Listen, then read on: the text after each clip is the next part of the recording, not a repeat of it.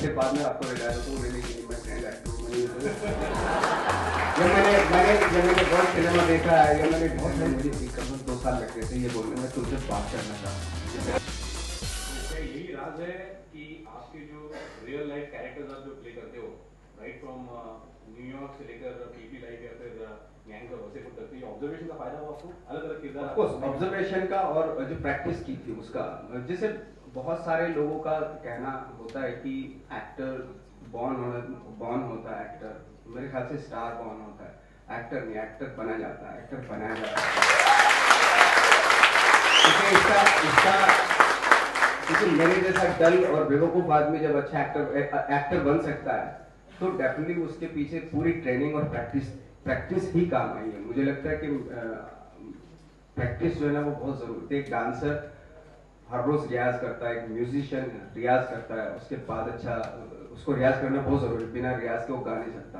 तो ऐसे ही एक्टर का भी होता है, उसको प्रैक्टिस करना बहुत जरूरी है। जो लोग पहले ये सोचते थे कि अरे तू तो दिखने में बहुत अच्छा है, बॉम्बे चला जाए हीरो बन जाएगा, तो वो हीरो ऑफकोर्स वो हीरो बन सकता है, एक्टर बनना बहुत मुश्किल है।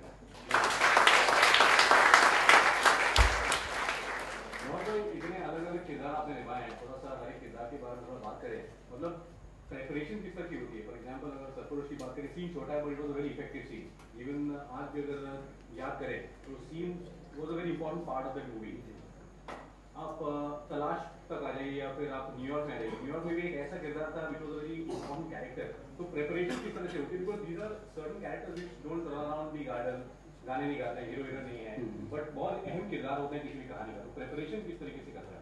मुझे लगता है कि जैसे मेरे प्रिपेयर करने का तरीका है कैरेक्टर को, वो कैरेक्टर खुद ही बताता है। लाइक फॉर एग्जांपल जैसे लंच बॉक्स में मैंने किया था, मेरा एक दोस्त था ऐसे ही, तो उसको और जब मैंने स्क्रिप्ट पढ़ी और मुझे मेरे डायरेक्टर ने बताया कि ये कैरेक्टर ऐसा है, तो मेरा सिर्फ मैंने उसी को इमेजिन किया है इमीडिएटली। जो विजुअल आया मेरे सामने मेरे दोस्त का आया, तो उसकी आदत थी कि मुझसे वो स्ट्रगल के टाइम पे 10 बार मिलता था एक दिन में, तो हमेशा बिल्कुल ऐसे मिलता था जैसे पहली बार है। Hello sir, how are you, कैसे हैं आप? मैंने कहा अभी तो मिला ही था मेरे से। नहीं नहीं, जब मिलते हैं तो ऐसे ही बोलते हैं ना।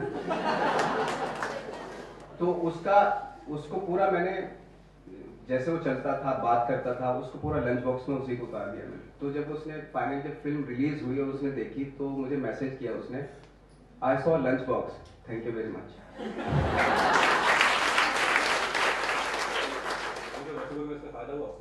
गैंग्स ऑफ वासेपुर तो बहुत ही साइलेंट कैरेक्टर उसमें ये था उसमें सिचुएशंस बहुत लाउड थी कि एक आदमी किसी आदमी को 700 गोली मारता है, तो ऑलरेडी सिचुएशन इतनी लाउड है, अगर उसमें आप भी चिल्ला के मारोगे तो फिर वो फॉर्मूला हो जाएगा फिल्म का। यहाँ से 2 सवाल निकलते हैं। एक तो सबसे पहले कि अनुराग कश्यप जैसे लोगों के साथ काम करके एज एन एक्टर आपको कितना लगता है कि आपको बहुत कुछ सीखने को मिला, एक अलग पर्सपेक्टिव आपको बन गया? देखिए, सीखता तो आप हर आदमी हर डायरेक्टर से सीखता है, लेकिन अनुराग के साथ फायदा मुझे ये हुआ कि अनुराग मुझे जानता है, एज ए ह्यूमन बीइंग जानता है कि मैं किस तरह की नेचर का हूँ, वो मेरी नेचर को जानते हैं बहुत अच्छे से। तो अनुराग के साथ काम करते हुए रहता था कि अगर मैं कैमरे के सामने एक्ट कर रहा हूँ और मैंने कोई गलती कर दी जो किसी को असिस्टेंट को भी नहीं मालूम है, लेकिन अनुराग को पता होता, जब वो मुझे बताने आता था कि तुझसे ये गलती हो, तो मैं उसके आधे रास्ते में से पता चल जाता था मुझे कि अच्छा ये बताएगा। तो एक सिंक है, वो एक केमिस्ट्री इसी रहती है अनुराग के साथ काम करके मुझे, कि मुझे मालूम रहता है कि ये क्या चाहता है, बताने की भी जरूरत नहीं होती कभी कभी उसको। ऐसा होता है, पॉल्यूटेड हो जाते हैं आप, तो आती वो चीज़, फिर बाद में आपको रियलाइज होता है नहीं मैं ट्रेंड एक्टर हूँ, मैंने ये जब मैंने बहुत सिनेमा देखा है या मैंने बहुत सारी फिल्में, तो ये नहीं तो कहीं भी नहीं होता। अभी गैंग ऑफ वासेपुर की बात निकली है तो अनुराग के साथ आपकी बेहतरीन ट्यूनिंग है, तो एज एन एक्टर कई बार स्ट्रगल के दिन देखे आपने काफी अच्छा भी काम किया है। अचानक से अगर आपको रोमांटिक सीन आपको मिल जाए, वो भी हुमा कुरैशी जैसी सुंदर लड़की के साथ, तो मतलब मन में लड्डू फूटते हैं या फिर कैसा होता? अब हुमा कुरैशी के साथ लड्डू फूटेंगे तो नहीं, मुझे नहीं पता, मैं खुद ही फूट जाऊंगा।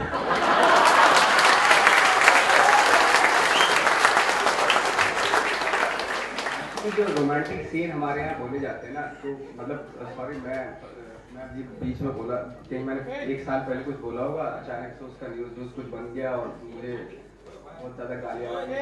मुझे लगता है जो रोमांटिक लाइक गैंग्स में भी अगर देखा जाए बहुत अच्छा रोमांस है, वो हमारे डे टू डे लाइफ जैसे हमारी लाइफ में होता है उस तरह का है। अब अगर आप उसको कंपेयर करेंगे कि जो हमारे फिल्मों में होता है जिस तरीके से, वैसा रोमांस आई डोंट नो, मुझे वो ठीक है या गलत मुझे नहीं मालूम, लेकिन मैंने जो अपनी लाइफ में देखा है अपने दोस्तों को रोमांस करते हुए, या जो मैंने फील किया है, जो मैंने या आपने किया है? नहीं मैंने मतलब कोशिश की करने की, लेकिन नहीं हो पाया।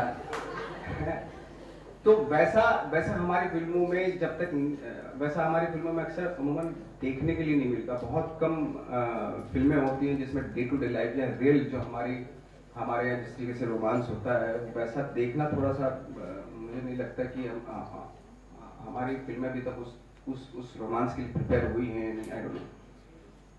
लेकिन अक्सर नहीं देखे तो जो बहुत ही फैंटेसाइज किया जाता है कि एक खूबसूरत लड़का है, एक खूबसूरत लड़की है और प्यार हो गया दोनों में। वैसे तो इतना मुश्किल काम होता है यार ये तो। जैसे हमारे टाइम में तो मुझे एक साल तक तो मुझे बोलने में लग गया था कि शायद अभी बहुत फास्ट हो गया होगा, लेकिन मेरे टाइम में मुझे एक कम से कम 2 साल लग गए थे ये बोलने में, तुमसे बात करना चाहता हूँ। बात की लेकिन आखिर यही बात की थी, तुमसे बात की। उसके बाद फंबल वंबल हो गया था। आगे की स्टोरी बताना चाहेंगे? उसके आगे की स्टोरी थी जो गैंग्स में दिखाया गया था फर्स्ट सीन। तो बात करने के बाद फिर पार्क में चला गया मैं कि मैं तुम्हारे साथ पार्क में बैठना चाहता हूँ कुछ टाइम के लिए।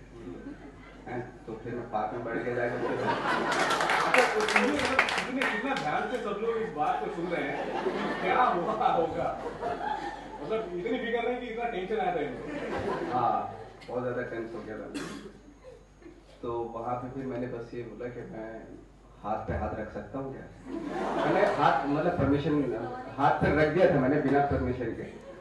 तो फिर उसने हाथ हटा के पूछा कि परमिशन लेनी चाहिए ना, घर को कहीं भी रख दोगे हाथ?